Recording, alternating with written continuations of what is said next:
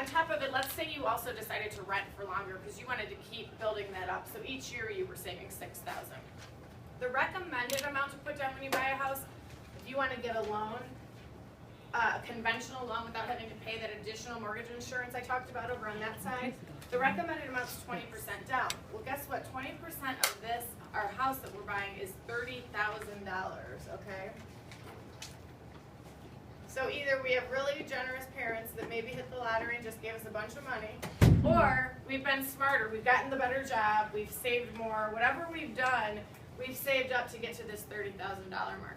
And I want to show you what the impact of doing this is, because if you start saving a little bit over time and the bank does pay you interest on that savings, even if it's small, let's say you can get to this point and put this down instead of $4,500.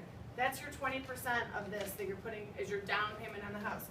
So now, once we do that, our loan amount that we have to borrow from the bank goes way down. Our loan amount now is going to be $120,000. As opposed to the $145 that we had to borrow over there, okay? So this is what we're telling the bank we need to borrow at this point. 4% is still going to be, that interest rate's going to stay the same as long as our credit's good, because that's what the bank's going to charge you over the 30 years. You're just borrowing less from them. So you're still, 4% of interest still is a lot of interest. It's not going to take it down that much, but over the 30 years, you're going to pay, let's see here, we've got $86,000 instead of $104,000.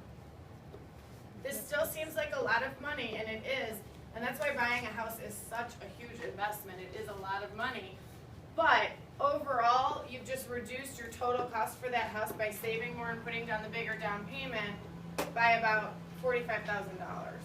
$45,000, or a little under that. Big difference. Okay? So you people on the side that put extra down and saved more, $43,000, who would like to have that in your pocket? You both just bought the exact same house. But the people that put down 20% and saved more have in their pocket $43,827 extra dollars. Who in here doesn't want that extra money?